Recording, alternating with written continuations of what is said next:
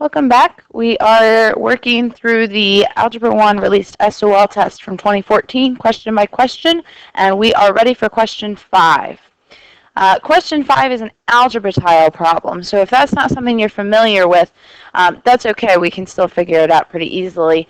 All you need is the key. So we've got a key up here that says that an x squared piece is a square. That makes sense, right? An x is a long rectangle, and a 1 is a small square. Okay, they don't even get into positive and negatives here. So our directions say which model correctly represents the product of x plus 3 and x plus 4. Again, we got to pull the algebra out of the problem here. We're looking for an operation between these things. So I have an x plus 3,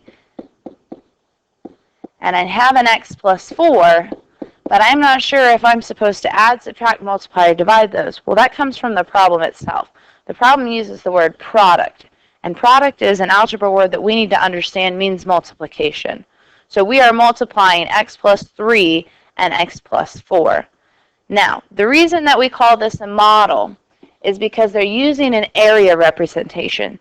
They're saying we're going to create a rectangle, and we know that the side length is 3 more than some amount of units.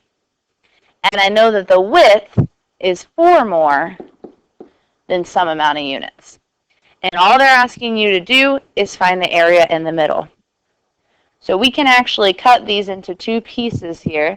We can cut apart the x and the 3 because they're combined using addition. And I can cut apart the x and the 4 because they're using addition.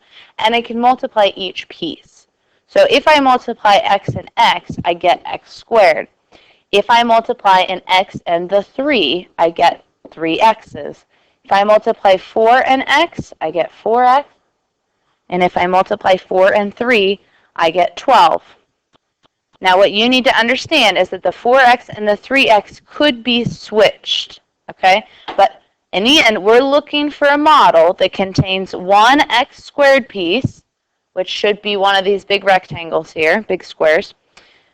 And we're looking for 3x's on one side of that x squared and 4x's on the other. So we can see pretty clearly here that option B is what we're looking for. This is an x squared block.